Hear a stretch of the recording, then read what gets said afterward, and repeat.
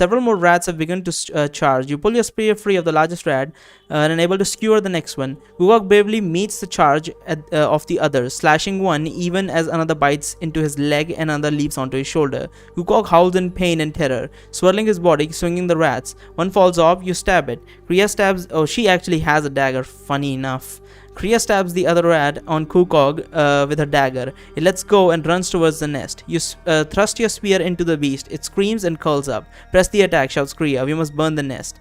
Kriya runs forward. You keep at her side. Your spear sweeping in front of you, and your lantern held up for light. Gukog limps after the two of you. As you near the nest, its normal rat screeching, perhaps in fear or just in anger at the light. Several more giant rats emerge from the hole. Kriya extends her finger, says a few arcane words. Flame bursts from her fingertips, engulf the mound. The screaming intensifies. Rats leap off the side of the nest. Some covered in flames. Thick smoke immediately billows from the damp nest. You smell the stench of burnt fur. The flames wink out from Kriya's hand, but the damp nest continues to burn, sending out billows of smoke.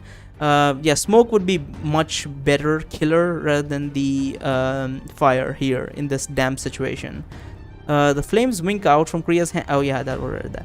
There's a shooting pain in the back of your leg. You shout and turn, seeing only a long rat tail is latched onto you. Gukog, you shout.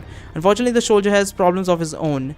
Giant rats are coming in from all sides. Kriya screams as she kicks. The chamber is filled with smoke. You can barely see. You drop your spear and draw your short sword.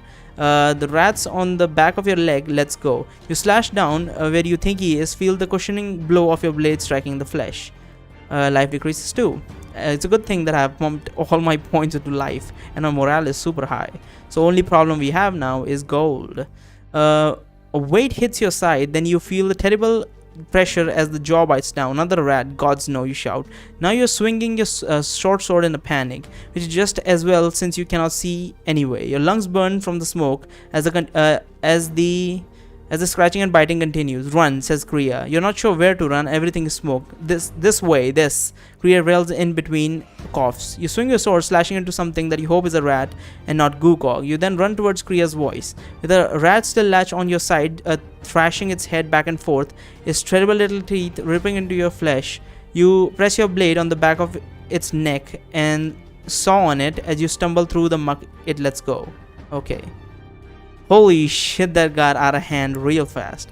Coughing so hard that you're retching, you stumble through the ankle-deep water. Ahead, Kriya continues to shout, so you follow her voice as the smoke gets gradually thinner.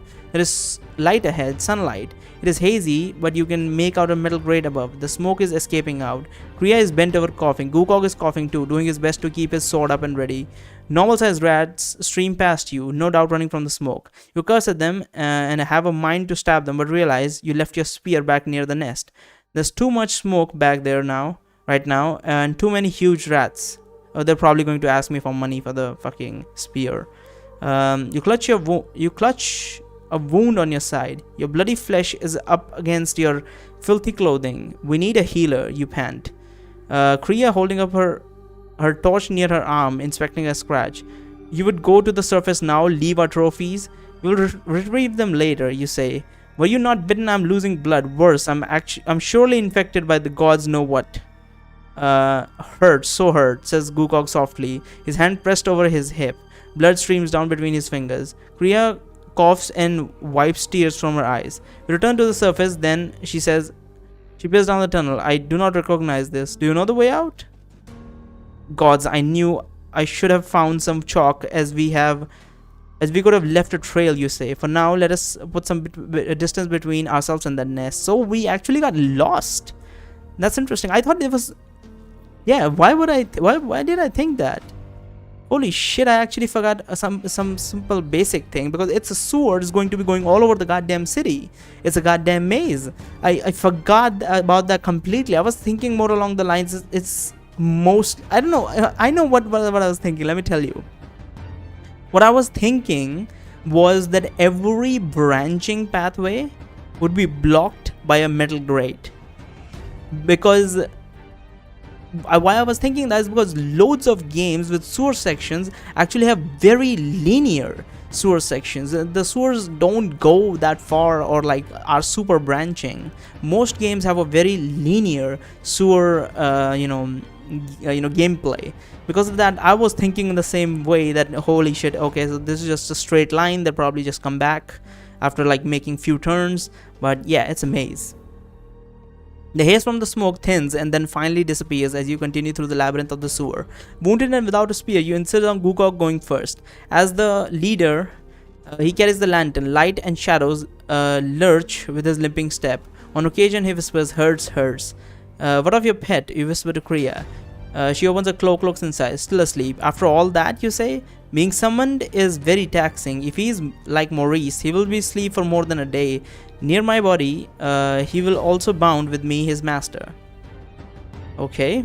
Seems a lot of trouble for a pet. Ugh. You groan as a fresh wave of pain washes through you from the wound on your side. The next time we find a hole to the street, no matter if it is barred or too small to crawl through, we must call for help, you say. Wait, what? The next time you find a hole to the street, no matter if it's barred or too small to crawl through, we must... Oh, okay, so basically we're saying that if you find a barred hole somewhere, you'll just scream from in there like, help, help. That would be humiliating, says Kriya. For you it may not matter, but people know me in this city. Afraid the Wizards Guild will hear of it, you spit. Neville's tongue. You would not fret about reputation if you had been the one bitten by those oversized vermin. I have fresh cloth in my knapsack to bind the wounds on you both, says Kriya. That would be wise, you say, when we find a place that is defensible. I fear the rats are hunting us, says Kriya, looking over shoulder. The chatter and scratching is drawing near. Vermin smell fresh blood like a dragon smells gold, you say. Yeah, we know about that. That dragon did have a lot of gold. All the more reason to bind your wounds now, says Kriya. Oh, by the way, I think, would we ever meet that woman again? What was her name again? I forgot her name, but she was like a super wizard. When we met up with her, we were like an average level wizard with vampire abilities, but she was like a massive level wizard who had like completely changed her body and shit. So we did kill a god, but I don't think we can still defeat her if our character from the last game went against that person. Even with full over 100 mana, it's still impossible to defeat that girl. Anyway, all the more reason to bind your wounds now, says Kriya. If you could find even a small island of rocks or bricks to stand on, you say, the rats would have to swim while we have the high ground. We had the high ground. You slosh forward faster, stretching your eyes for anything in the tunnel that could offer you an advantage. Up ahead is something. A hole in the tunnel? The hole is crude, like a giant punched a hole in the brick. It's only a few feet wide. You shine your lantern inside. It's a room from 10 meters long, about 10 meters long, and about the same wide. The floor is dry. So there's a hole in the wall, which leads to a room, is what you're saying. Floor is dry. This hole is defensible, you whisper. You might even be able to block it. What is this place, says Kriya, now at your side. Not the sewer. The stonework is different. It's true. The walls are not made of smaller bricks of the sewer, but rather large blocks of roughly hewn stone with mortar filling the cracks. Quiet, you whisper. Everyone listens. All you hear is Gukok's heart breathing. You lean into the hole, nothing. There's an echoing splash followed by a rat's screech. You follow your lantern on the floor of the room and crawl through the hole. Kriya hisses some protest or another, but soon crawls in after you, followed by Gukok. You pick up your lantern and inspect the room. There is a pile of rotten wood, the remnants of a table, perhaps a closed wooden door is on the far wall. Someone's basement, you whisper? Perhaps, but Kriya runs a hand along the jagged hole. These marks are from a pick or something. Who would want to knock a hole into the sewer? Maybe it was a person escaping from a prison or something like that. Thieves Guild, you hiss. So they can have underground access to the city. This is quite a leap to make, imaginative too. Perhaps you missed recalling as a bard. Kriya chuckled softly. You have your defensible position. Now let's bind those wounds before you bleed any more of a trail for the vermin. Behind a door would be more defensible still, you say. Kriya doesn't appear to be listening because she's unslung her knapsack and is working one of the buckles. What do? Bind your wounds here. I think we should bind our wounds at this point. Very well, you mutter. Because I feel like if I go through the room, I'm probably going to run into some humans. Interesting, but whatever. Very well. You mutter. Grukok watched the hole, you say, pointing at the hole. Out into the sewer. Grukok turns and stares at the hole. Kill any rats that try to crawl through, you say. Best to be specific with that man, you think. Grukok continues staring at the hole as he raised his sword. Kriya pulls long strips of cloth and a small vial out of a knapsack. You take off your cloak and lift your tunic. Without ceremony, she splashes liquid from the vial into the wound on your side. It stings. I witnessed a very angry elf today, you say, trying to get your mind off the pain. I mean, he was really riled up, violent, over nothing of great importance. I thought elves were supposed to be wise and You flinch as Kriya splashes a mysterious liquid on another wound. Wise and calm and magical, you finish. Kriya chuckles. You're thinking of high elves, also called grey elves. Those are the variety you hear of in the bard's tales. What you saw was probably a wood elf. Wood elves are savages, volatile, and not very good host. What did he look like? Like a beautiful man, but with wild, angry eyes, you say. He was also very fast and fierce. Kriya nods. That was a wood elf. They belong in the forest. Those few that live in the city become mean-spirited. Just my luck, you mutter.